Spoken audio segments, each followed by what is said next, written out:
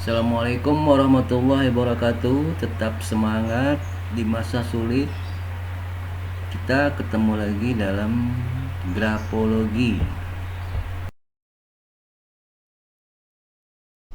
Oke, ketemu lagi di sini dengan Wawan Rintana. Pada kali ini kita coba berkenalan dengan ilmu grafologi. Nah, tema besarnya sebetulnya itu adalah kita ingin membongkar atau bongkar rahasia di balik tulisan tangan. Jadi tulisan tangan seseorang itu mengandung arti atau bisa membaca karakter, membaca pikiran dan lain sebagainya.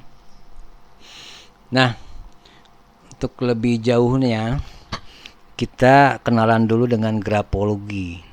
Grafologi itu menurut Wikipedia adalah ilmu yang mempelajari tentang tulisan tangan.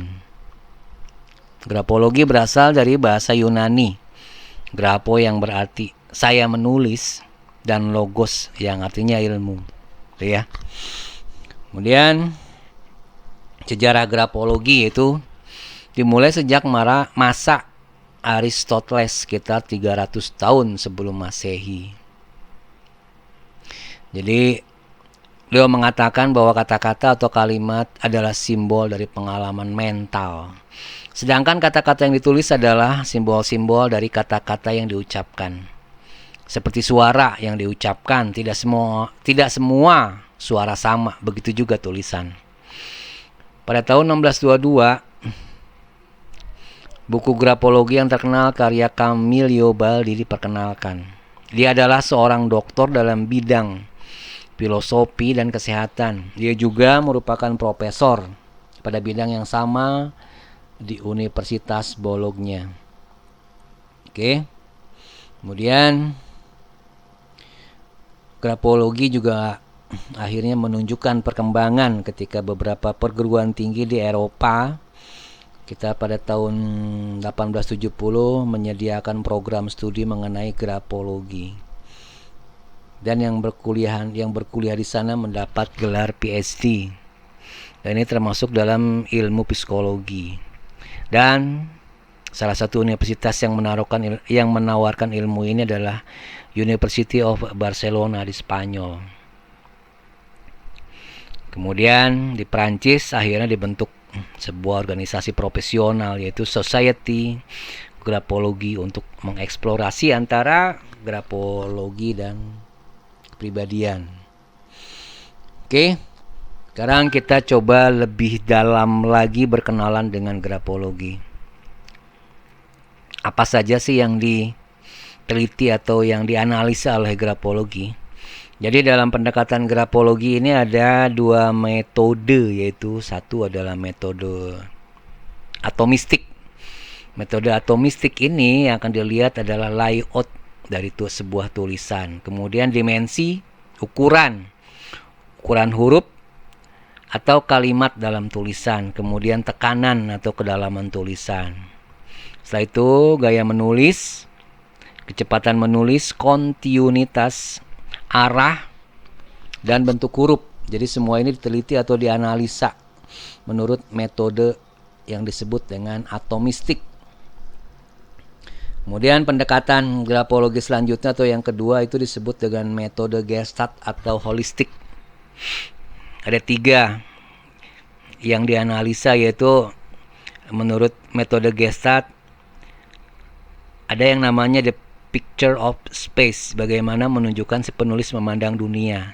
Kemudian the picture of movement, bagaimana menunjukkan si penulis berperilaku di dunia. Kemudian the picture of form, bagaimana penulis memandang dirinya sendiri. Jadi ada 2 pendekatan ini digabungkan dalam metode grafologi sehingga hasilnya analisanya jauh lebih tepat atau kesimpulannya jauh lebih tepat gitu ya kepada yang diteliti atau yang ingin dibaca dari karakter hasil dari tulisan tangannya sendiri gitu ya.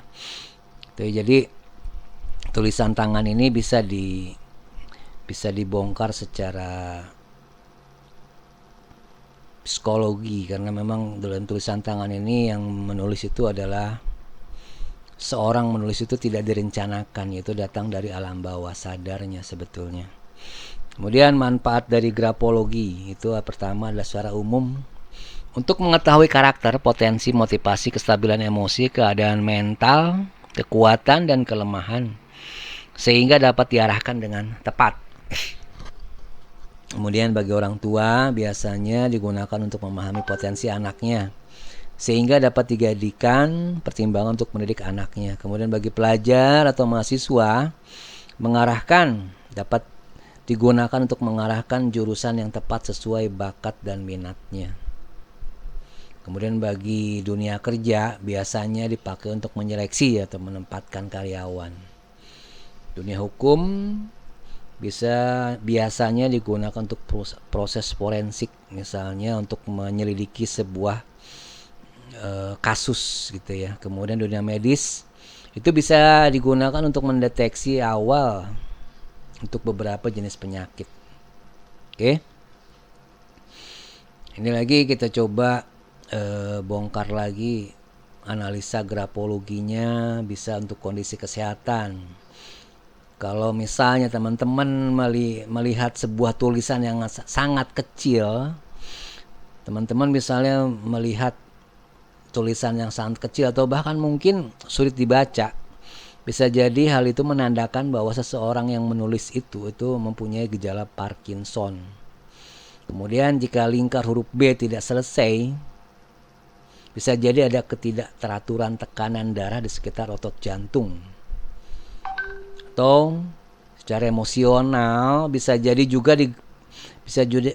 juga pengungkapan terhadap ketidakpuasan secara materi atau pencapaian hasil yang didapat pada saat ini secara materinya gitu. Kemudian tekanan pada tulisan, tekanan yang kuat berarti energi fisik tinggi. Biasanya orang yang punya tekanan pada tulisannya tinggi biasanya tidak nyaman untuk pekerjaan yang kurang bergerak. Dia sangat energik soalnya ya. Kemudian orangnya biasanya komitmen, ini menurut analisa grafologi. Kemudian pada tulisan tangan yang ringan, tekanan pada tulisan tangan ringan biasanya orangnya pasif, berkemauan rendah, cenderung sensitif, toleran, spiritual, mudah beradaptasi dan pemaaf. Cuman jeleknya mungkin orang ini mudah lelah, terus moody, perasaannya mudah berubah. Ada lagi misalnya ini yang keempat, itu tekanan pada tulisan normal. Biasanya orangnya tenang, terus mampu mengendalikan diri dengan baik dan cukup energik. Itu menurut grafologi. Kemudian tekanan pada tulisan terlalu kuat, ini sulit mengontrol emosional, biasanya adanya gejala frustasi yang dalam.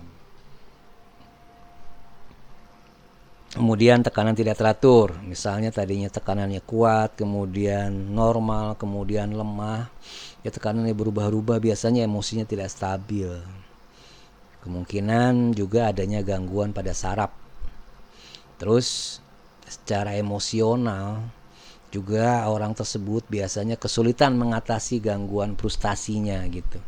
Nah, biasanya untuk melihat tekanan pada tulisan ini itu dilihat ada misalnya 5-12 lembar tulisan ditumpuk.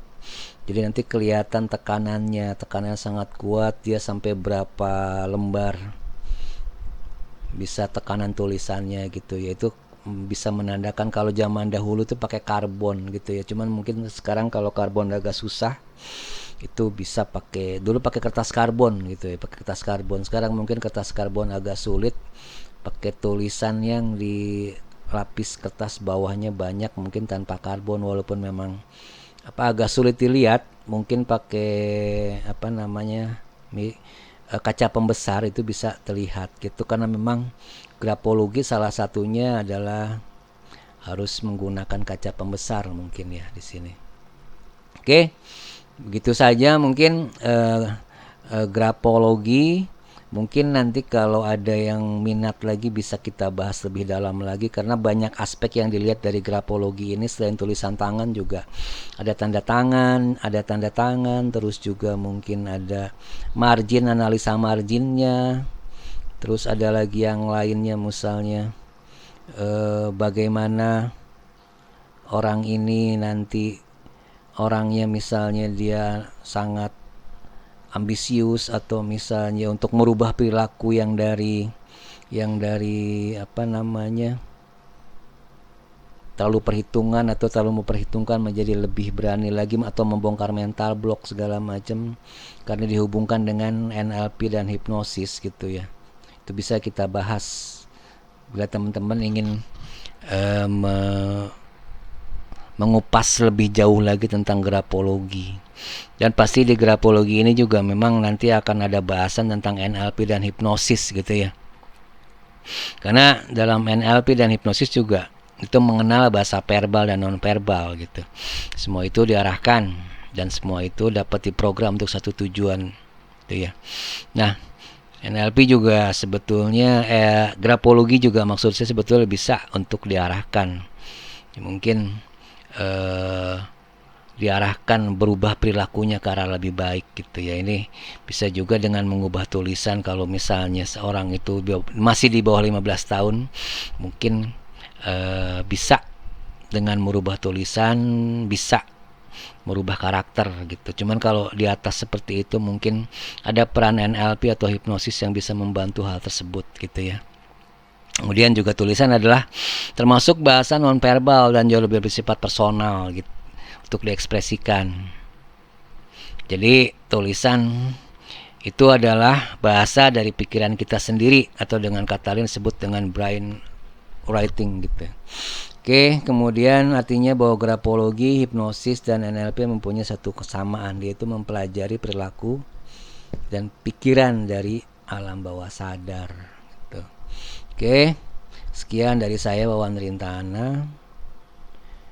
Assalamualaikum warahmatullahi wabarakatuh. Salam damai, tetap semangat di masa sulit. Oke, bila teman-teman nanti menginginkan ingin lebih jauh lagi, kita kupas lagi. Bisa kita kupas lagi lebih dalam. Saya harapkan partisipasinya untuk membuat ini menjadi lebih, mungkin jauh lebih berguna lagi bagi teman-teman ke depannya. Oke, thank you.